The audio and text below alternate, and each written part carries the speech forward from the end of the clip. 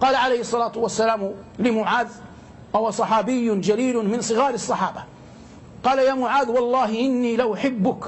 ومعلوم أن النبي صلى الله عليه وسلم لا يحتاج إلى أن يقسم، لكنه حتى يبقى للحديث مقاما في قلب معاذ، إلى أن قال له: ألا أدلك على أبواب الخير؟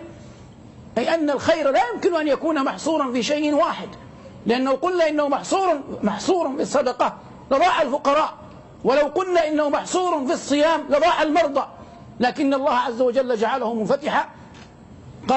قال صلى الله عليه وسلم: ألا أدلك على أبواب الخير؟ الصوم جنة، والصدقة تطفئ الخطيئة كما يطفئ الماء النار. هذه أول الخطوات، والصدقة تطفئ الخطيئة كما يطفئ الماء النار. وفي حديث: تطفئ غضب الرب. فكلنا ذو خطأ، كلنا يقع من الخطأ ما يقع. فعندما يكون الإنسان متصدقا على الأقل بهذه الصدقة يدفع غضب الله عنه، أي يدفع غضب الله عنه في الدنيا حتى لا يبادر بالعذاب. ولهذا جاء في الحديث: إن الصدقة تقي مصارع السوء، أي توطن، تمهد، تهيئ لأن يختم للإنسان خاتمة حسنة. هذا كله في مراحل الإنسان. يبارك الله عز وجل في المال، في الحديث: ما نقص مال من صدقة. إذن الإنسان يتقي الذنوب التي هي أعظم ما على كاهله ما على ظهره. والأمر الآخر: يبارك الله عز وجل في ماله. وقد دلت على ذلك آيات وأحاديث كثر، حتى تأتي ساعة الموت. ساعة الموت ما الروح شيء لا نعلم كنها، ويسألونك عن الروح قل الروح من أمر ربي. أعطاها الله عز وجل ملك، هذا الملك يأتي لبني آدم وهم أجنة في بطون أمهاتهم. عندما يكون الإنسان جنينا تعلمون جميعا يمر بمراحل، هذه المراحل متشابهة، إن كان نطفة، إن كان علقة، إن كان مضغة، مخلقة غير مخلقة، حتى يأتي الملك ينفخ الروح يتغير الوضع. قال الله عز وجل: فكسونا العظام لحما، ثم قال: ثم أنشأناه خلقا آخر، خلق مختلف. لماذا خلق مختلف؟ لأنه يدخل فيه الحركة، يدخل فيه الاضطراب، يصبح نفسا معصومة لها وعليها، يصبح نفسا معصومة. ربنا يقول: ثم أنشأناه خلقا آخر. هذا الملك عندما ينفخ الروح، أين تذهب الروح؟ ليس للروح مستقر واحد في البدن، الروح تأتي في الجسد كله، في كل الجسد، لا يبقى موطن في الجسد إلا والروح فيه مكان.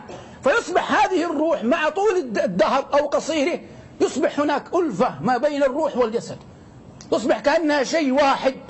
قال ابن سينا: هبطت إليك من المحل الأرفع ورقاء ذات تعزز وتمنع، هبطت على كره إليك وربما كرهت فراقك وهي ذات توجع. عندما يأتي ملك الموت يسلب الروح، قلنا إن الروح ليس لها موطن، يحتاج إلى أن ينزعها من الجسد كله. فلو جئنا بها بالطريق الآلي المحض لكان في نزعها مشقة، لكن كلما كان للعبد عمل صالح أمر ذلك الملك الذي ينزع الروح أن ينزعها برفق، ويعطيه الله قدرة على أن ينزعها برفق. هنا تأتي الأعمال الصالحة. الأعمال الصالحة هي التي تكون بين عيني الملك قبل أن يقبض الروح، فعلى قدر العمل الصالح يكون نزع الروح.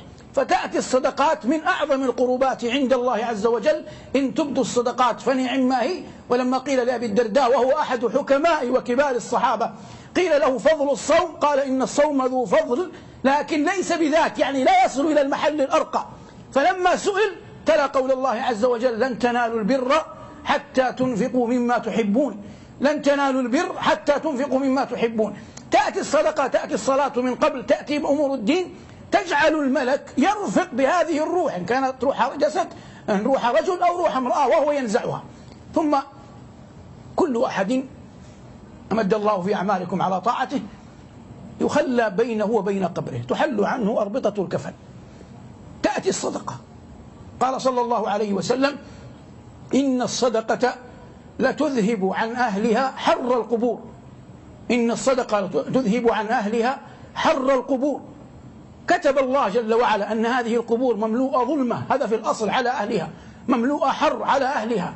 تأتي الأعمال الصالحة. والنبي عليه الصلاة والسلام لما صلى على قبر امرأة لم يدرك تشييع جنازتها قال إن هذه القبور مملوءة ظلمة على أهلها وإن الله ينورها عليهم بصلاة عليهم صلوات الله وسلامه عليه.